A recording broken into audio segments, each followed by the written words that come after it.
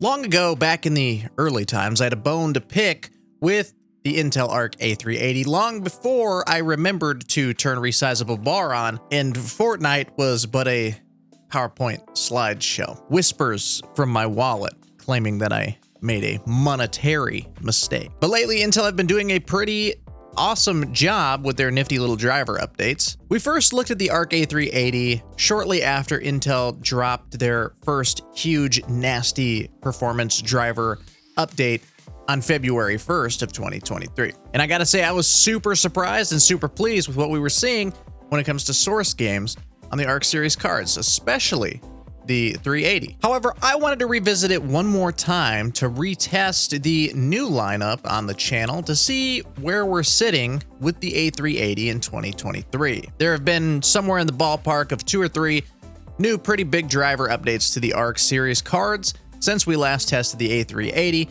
and that's why I want to take a look at it today. Is it going to hold its own? Is it going to flop?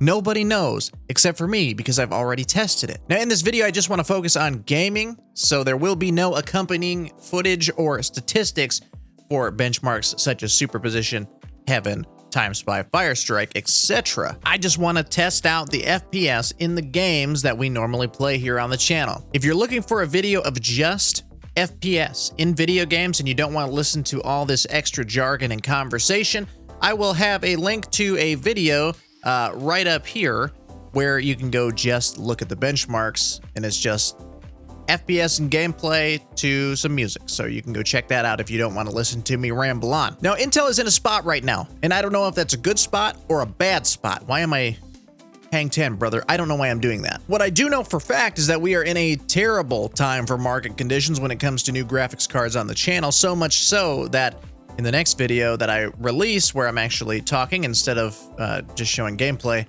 we'll be making an announcement where I'm going to kind of be shifting the content a little bit, but I need to figure out exactly what. But yeah, we're in a bad time, bad market time for graphics cards, especially when it comes to Team Green. Couple that with the fact that the 4070 is selling like dog water. We need some competition in the market. Now, I'm not saying this iteration of the Arc GPUs is going to be that competition. In fact, I don't think it is. You can find tests and benchmarks everywhere on the internet compared to the lower offerings of AMD and Nvidia, and what you're going to find is that Intel does okay, but in terms of one-to-one comparison, it's a little stark. But we do need to remember that battlemage is just around the corner, set to launch in 2024. So is the A380 the graphics card that you should buy for 1080p gaming in 2023? Me thinks it's not such a terrible card. However, there are certainly some more appealing options out there from Team Red and Team Green alike. In fact, when it comes to AMD, the 5500 XT comes to mind. You can go to userbenchmarks.com and take a look at the performance differences or comparisons between the A380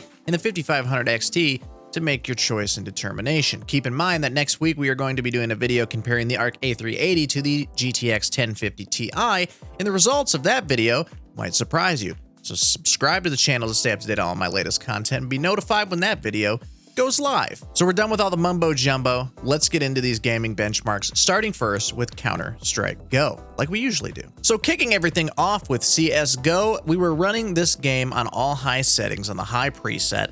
I had to put my pretty skins on because I'm getting overly hyped for CS2, I gotta let you know, and I've rekindled my gambling addiction in the process. Been on CSGO roll and skin club a lot. My wallet may be draining, but the same cannot be said for the FPS on high settings in this game. Depending on where we were in the map on Dust 2 here, 160 seems to be the lowest our frames went, with around 270 being the high. That was around 8 long, just so you're aware of where the positioning was.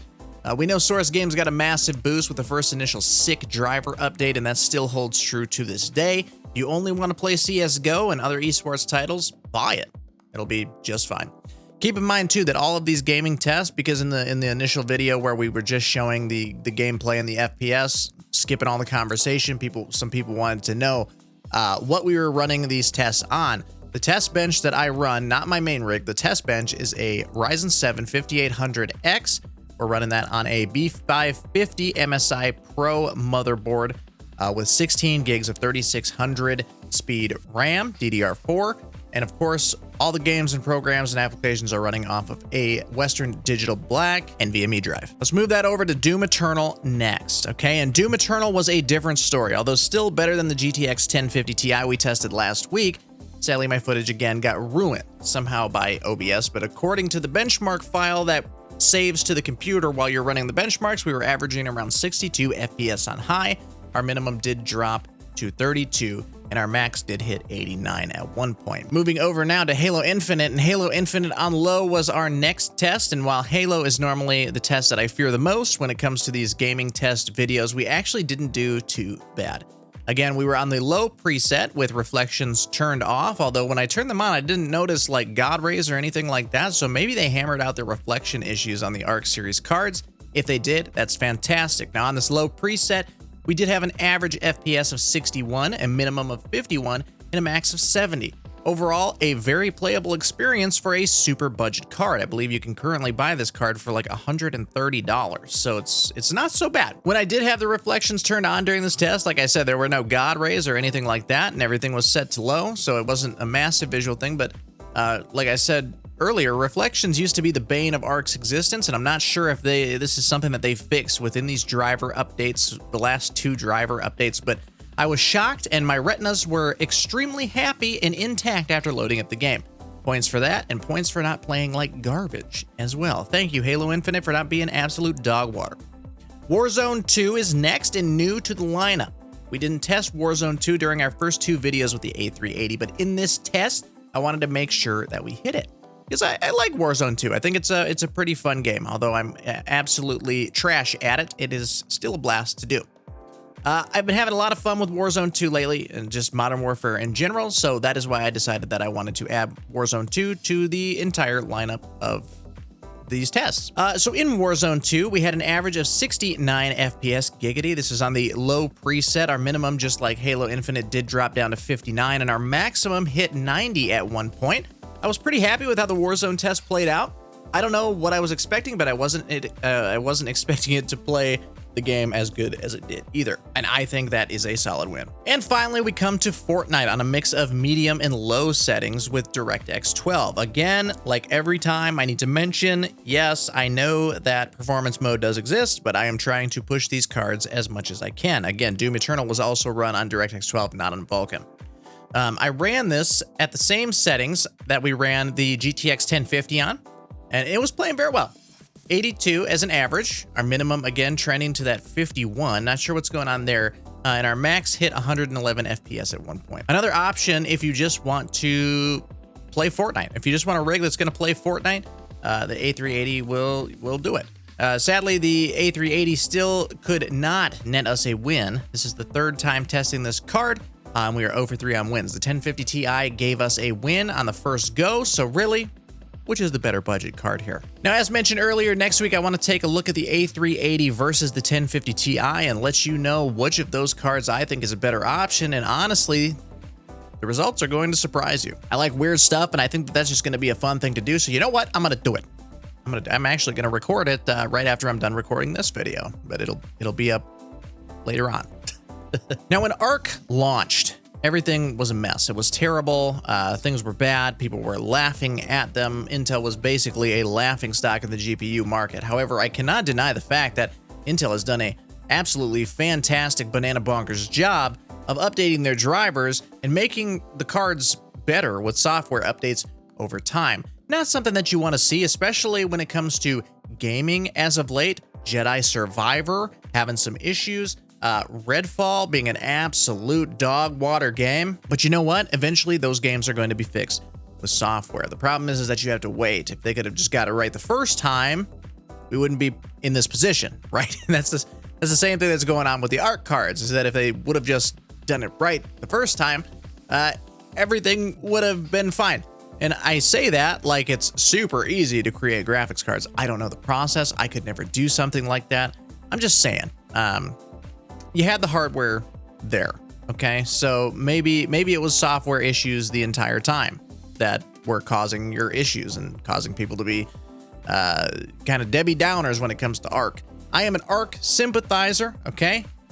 I'm an absolute fan of Intel when it comes to the GPUs, Okay, I don't know. I think the A380 is a pretty solid budget card.